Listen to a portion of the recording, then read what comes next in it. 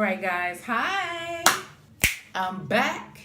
Thank you so much for tuning into my channel. This is vlog number 5, simply because I needed to do one about transportation here in DR. Oh my God, transportation here in DR. Let me just explain to you, if you struggle with close proximity, you may have to rethink about coming here. Or maybe save some money so you can purchase your own car when you get here. Because coming from Chicago, South Side, you know, if you're out there and you're listening from Chicago, you would definitely understand. Or anybody just from an urban city, okay? When people get close to you, it is either a sign of I need to square up because something's about to go down, or they might want my number because they think I'm cute and they like what they see. Something that you might want to think about that I did not know was a part of the culture until I got here. So my auric energy was kicking it back a lot because it was just too close for comfort for me. Coming from a big city, no. Okay, so 3 things I want to cover: the subway ride, the culture ride. I'll talk to you about the culture ride really quickly, and also to just the friendliness atmosphere that you're gonna get in Santo Domingo. So let's start with the subway.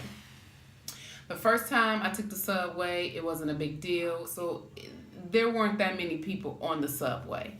So I took a few times, didn't think it was a problem. Of course, it got a little crowded, but Chicago subways get crowded, New York subways get crowded. And then one morning, I took the subway and I walked up on a line.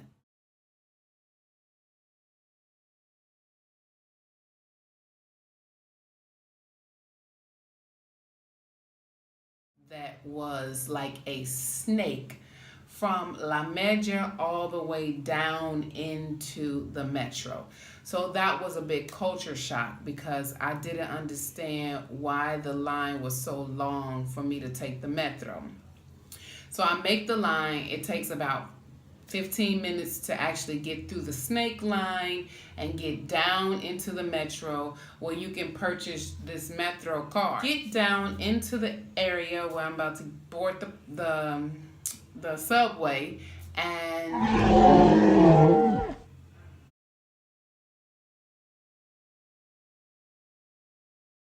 there were 1,000,001 people on the subway. No, for real, 1,000,001. Whereas my face was plastered up against the glass. Like, that's how many people were on the subway.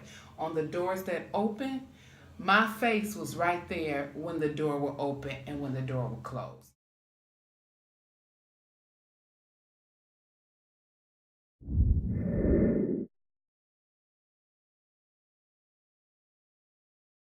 And you could smell the breath of the person next to you. You turn this way, there's a face there.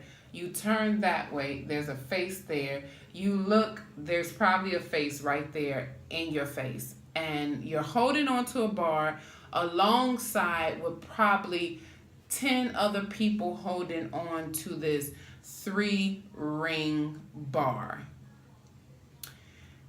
I got so overwhelmed, y'all. I got off of that cart. I waited for another cart to come. The same thing, completely filled up with people on top of people.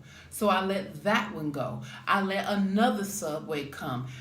Carts packed with people. Like, when I say packed, I'm not playing, y'all. Like, it was, I never seen that in my life. It was packed upon packed of people.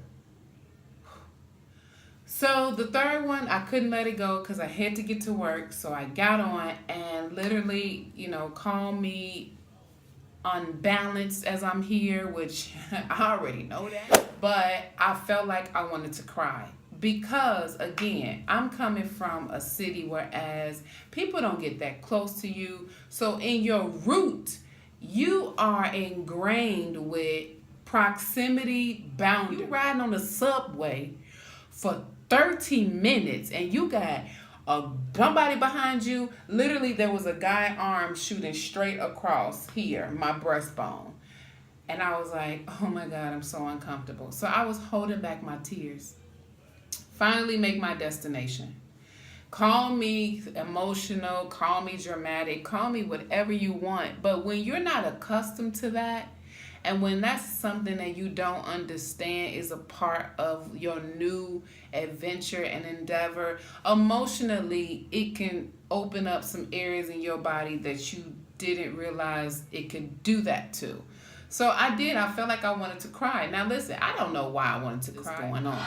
So I get off, I get to my stop, I go up the escalator, and now when you have to take a concho. Now, concho is a beat up 1991 old car. Typically have a driver that drives it, and they let 5 people get into this small car. It's 2 in the front seat. In a 1 passenger seat, there's 2. And then it's 3 in the back, sometimes up to 4. So you can have 6 people in this little tiny 1981 Cavalier. So I get in that. Now, I'm hanging out of the window, somebody right here, and then the driver. You pay 250 pesos, 25 pesos for this ride in the concho. So I give him my 25. My neck is hurting. I'm like, oh God, can I just get to work? So I get to work finally, and then the day goes on. But you guys have got to know this, because not everybody can come here and purchase a car.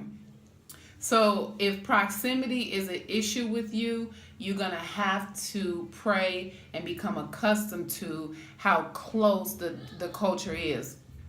Even in an elevator at my job, you know, it gets very packed and students are on top of you, and so are teachers, and it's a part of it. You know, you walk down the street, you see a lot of people hugging, you see guys hugging, and they're not a part of that lifestyle. The culture here is extremely affectionate. They adore touch, and they're really in touch with their sense of touch. So you have to know this, you know, coming into this culture and having to take public transportation. Needless to say that when you come here, that is a big part of the culture. You're at the supermarket, everybody's brushing up against one another at the supermarket. Again, a part of the culture, which I didn't know that.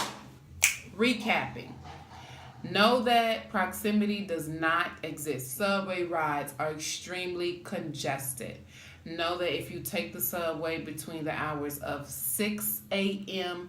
to about 9:30 a.m., it's going to be packed. You're going to have to make a line. You're going to have to patiently wait. And know that you will be standing throughout that entire ride, because the subways get packed here extremely quickly. And 3, know that they're just friendly. You know, it's a part of the culture here. It's not that they're trying to get close to you because they want to. It's just the fact that this is what it is living here, and this is something that you have to experience coming here. Doesn't mean that it's wrong. It just means that, you know, it's just something you need to think about to see if that's something you can get accustomed to. Remember, 1, I'm not in my culture and I'm not in my country, so I have to accept and neutrally think this. What I've been doing is I've just been focusing on the Spanish language, trying to keep my mind off of the fact that there's 5 people around me that I don't know and they're extremely close. Another thing, keep your cell phones out of your pocket as well as your money. Always either have a backpack or a purse, which keeps it, and keep it in front of you here. Never put your purse on the side or on the back of you, because pickpocketers do exist, and they exist in the States too, so it's nothing new to that. Transportation is really big here. If you don't have a car, you will experience what I'm talking about. And I'm glad you know ahead of time so you can mentally prepare yourself for that great experience. One of them, those experiences, caused me to have an emotional breakdown, which was weakness leaving the body.